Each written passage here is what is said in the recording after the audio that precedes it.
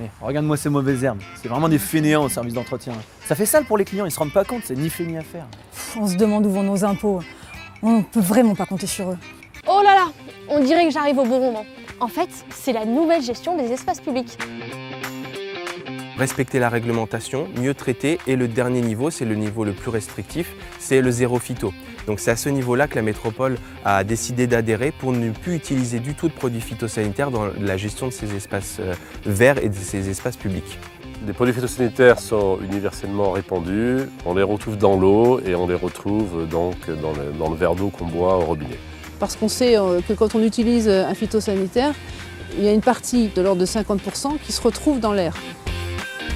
En fait, il y a deux types de désherbage, si on peut dire. Il y a le préventif, tout ce qu'on peut éviter, donc c'est-à-dire balayer les trottoirs pour enlever toute la poussière qui s'y est déposée pour éviter la pousse des plantes. Et après, il y a du curatif, du matériel qui va enlever la végétation là où on ne la désire pas.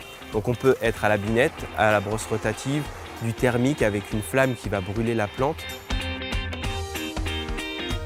L'arrêt des produits phytosanitaires, c'est aussi dans l'intérêt des agents. C'est important pour eux, dans leur santé, d'arrêter justement d'utiliser ces produits-là. Donc nous sommes dans le cimetière de Roncherolles. Le choix qui s'est porté ici est de végétaliser les surfaces. Donc entre les tombes sur les espaces les moins larges vont être mis en place des tapis de sédum et après il n'y a plus qu'un entretien à faire dans l'année. Tu vois, le travail c'est plus que c'était. Ils ont encore oublié de désherber la mairie. Et alors?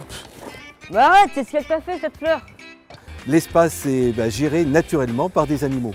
Il n'y a plus du tout de tonte. La particularité, c'est qu'elles sont très dociles et c'est ce que apprécient aussi les riverains, c'est qu'on peut venir les voir très facilement sans aucun souci et danger.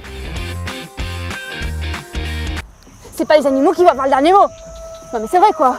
C'est qui l'espèce dominante ici, hein? Ah, c'était quoi ça? Mais ce qu'il faut comprendre, c'est qu'un milieu qui se porte bien avec une biodiversité la plus grande possible, c'est un milieu qui est en bonne santé et qui du coup est durable dans le temps pour notre planète et puis pour notre quotidien.